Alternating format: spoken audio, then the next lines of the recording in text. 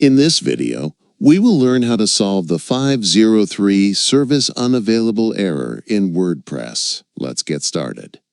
First, I'll show you the error message on the screen. As you can see, it's a 503 error.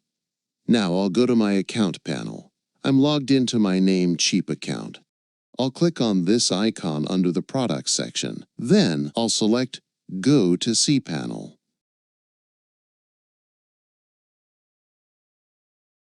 As you can see, we're now in the Tools section. From here, we need to select the PHP version. To do that, scroll down, click on Select PHP version.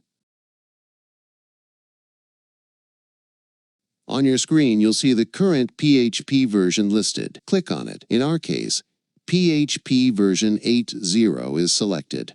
We're going to change it to version 7.4. Once selected, click the Apply button.